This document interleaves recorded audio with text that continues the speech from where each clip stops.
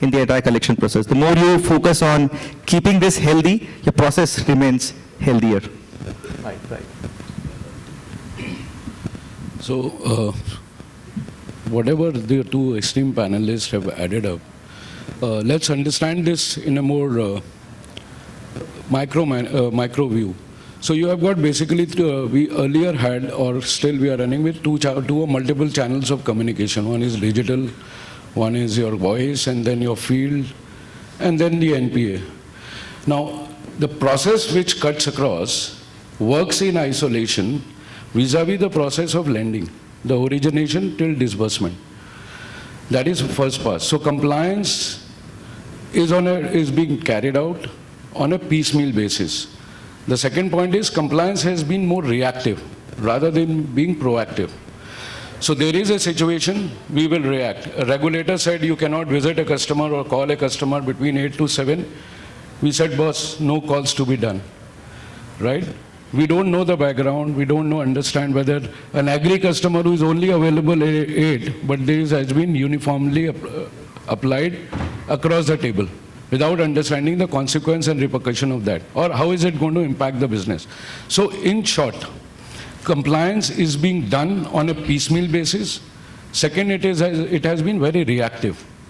Now what the era is going to be seen in future is going to be more comprehensive, cutting across the organization, cutting across the processes, cutting across the people.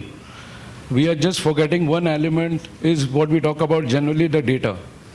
And we have a lot of use cases which we can discuss, right? But it is going to have an impact on the operation, the efficacy and the efficiency both. So these two parameters are going to be largely impacted, and it's going to be a tremendous challenge in what we are, the future that is going to be there, which we are envisaging as of now. Yeah. Apurva, would you like to add something? Yeah, I think rightfully said so.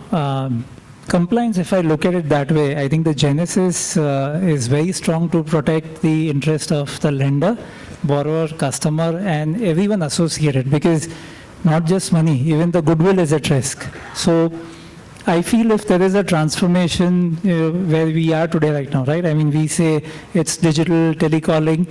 This initially was called Vasuli Bhai. Right. So transformation from Vasuli Bhai to digital telecalling and field is because of governance. I think it plays a vital role to ensure that customer has a very long lifespan, and the goodwill of the customer as well as the lender continues to be maintained. The other aspect, I think, is on the digital aspect where we talk about data protection. I think that is something which is setting in new, which is unprecedented, right? I mean, for India, it's completely new. I think we'll have to try and grapple around that. But it's interesting times to ensure the customers always put first and protected. Yep. So what, just to sum it up, what I hear the panel say is that, compliance is being done little fragmented, in piecemeal, and it adds to a lot of reputational risk to the bank and is very important. And largely in the current state, it is more reactive than proactive. So I think that's where the current compliance is. I think one of the key enforcement elements of compliance is the collection vendor ecosystem, because if you look at it, this is the largest outsourcing activity that a lender does in the entire banking, right? And there's a great amount of execution which is dependent upon a third party which is outside of the bank. So how do you see currently, Rakesh, if you just would want to add your views in terms of the vendor ecosystem, in terms of where they are in compliance, while we have seen the lender intent and the understanding, but where are lenders, say on a scale of 1 to 10, or how do you think that they've adopted to the compliance so far? Good afternoon. Take this one. Okay, thank you. Yeah. So good afternoon, delegates and panelists. As we see that our vendor ecosystem is a key specific channel for collection entirely, and there are multiple level of players, right? So compliance is obviously a key part. There are multiple level, as I say, multiple level of channel partners. There are large channel partners, there are smaller vendors. Compliance for everyone is not same. Correct. So like today we see there are bigger vendor operating in multiple locations, and they can afford a lot of compliance actions, and they can manage things by procuring infrastructure, procuring digital actions, getting digital actions. However, for smaller channels, it is going to be a challenging situation. As we see in remote location, the vendor who is operating with 5, 6, 10, 15 people, and we go ahead to everyone. But for them, getting a dialer itself is very challenging. So we need to understand that with this given option, the options and then the regulators imposing lot many things, bringing in lot many regulation boundaries, guardrails, how these channels can get benefited out of, how can they procure such infrastructure, getting them aligned to the compliance. It is quite obvious that bigger channels operating with higher bandwidth, higher people, they can getting a lot of commissions, they can manage things. But then for smaller vendors, how we can support them and get them aligned to the ecosystem is going to be little challenging as of now. And I believe there is all we need to find a solution that how we can help them out coming up to the curve so that they should not be wiped out and they should continue. Right. So currently, in terms of the vendor ecosystem, because there are large number of small, players who probably may not be as compliant as one may want them to be, we see some amount of compliance challenge there, and the larger ones may be able to adopt. But on the vendor side of it, what do you think can be a better way of, say, the entire vendor ecosystem? See, what I realize currently today is awareness. That awareness and adaptability is the first of all, the awareness is there. I mean, today if we need to, call a customer at a specific time period, visit the customer in a specific time period. When I go back and talk to the end user, last mile FOS, that what are the time, even I find today also there are people who are not aware about exactly what sort of regulation which is currently going on. Right. The timings they are not aware. How we can make them understand and how we can keep a continuous regular flow of information to them. So first is awareness. Right. If the awareness is there, they will be aware. Second is adaptability. Right. How fast they can adapt to these changes, so that creating awareness, putting them on more training program, and bringing digital things to make them understand, and going the data and information to the last mile as fast as possible. A faster movement is required to create awareness. Subsequently, obviously, we have to frame lot many things digitally so that the guardrails are created and they should be within the line of the framework what we operate with. So what I probably understand is largely there is a distributed network. They may have intent, but you need to give the awareness to them, and there may be need of a distribution and the infrastructure which allows them to do that. With that, specifically on training for the vendors, I think one of the largest problem that on compliance that one faces is the whole DRA program, right? And if we had a wish list in terms of the changes that we would want to bring, in terms of DRA program, right? What are the changes that as lenders you would recommend to make DRA a little more smoother? Nilesh, sir, if you want to go for that. DRA stands for Debt Recovery Agent. First of all, the name itself should get changed. We are talking of recovery, collection. This carries a lot of negative connotation with the name. Right. And we call him an agent. Right. So how do you treat them is very important factor. Right. If you really need someone to be in this field, then they should feel proud of what they are doing.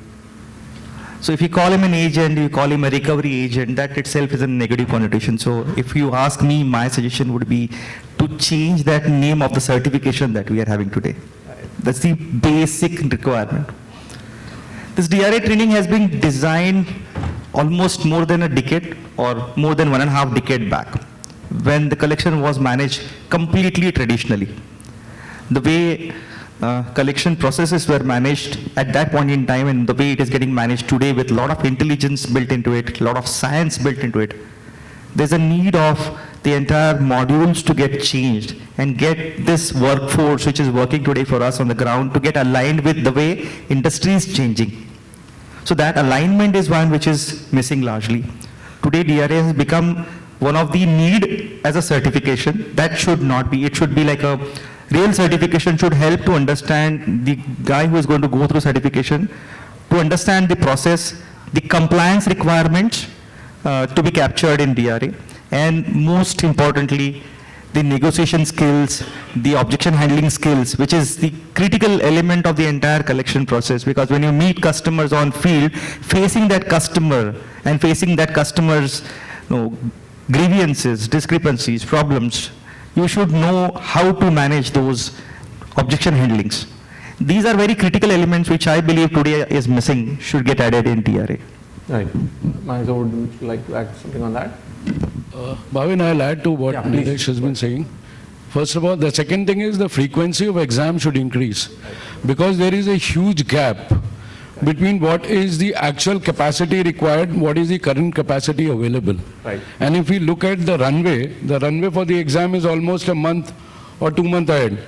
So forget about vendors or business partners.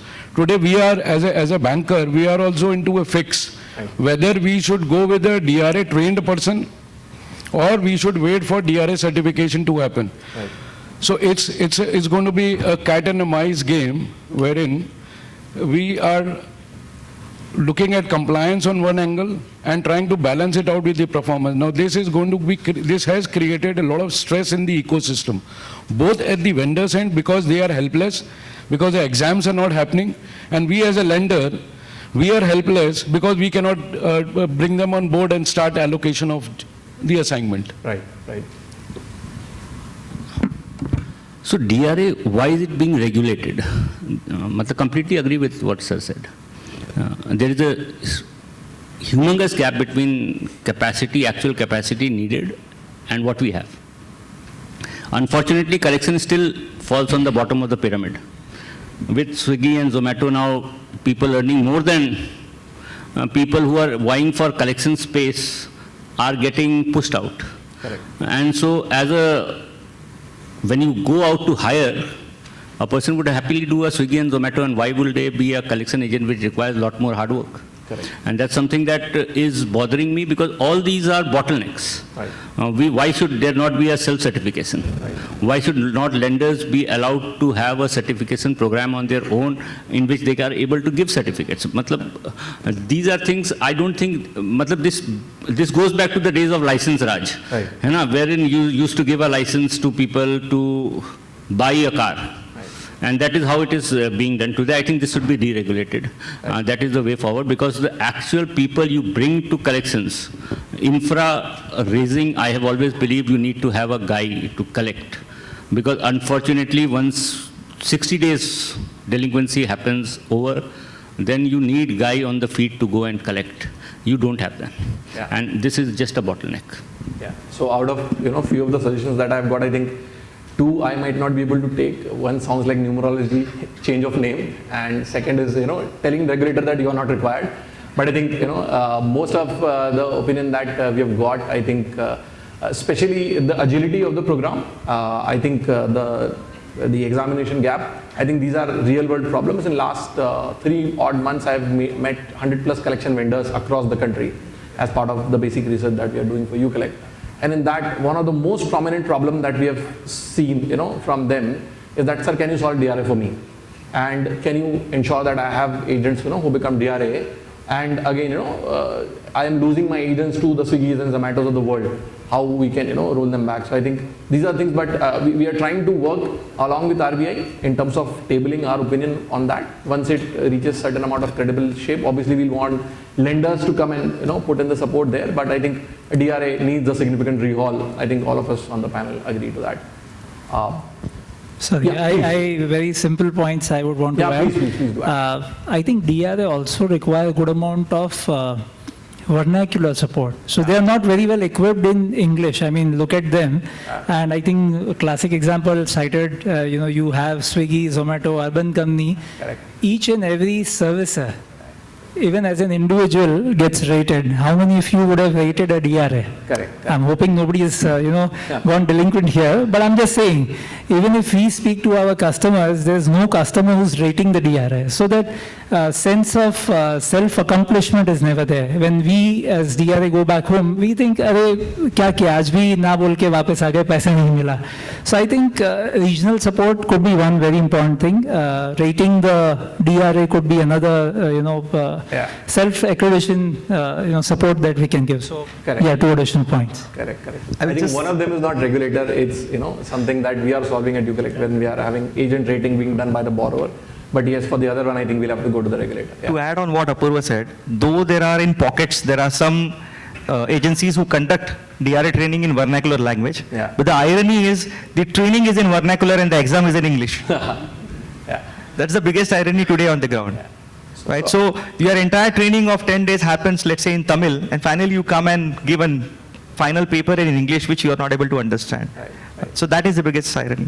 So I think from the current standpoint in compliance, I think from a non-compliant era of pre-2008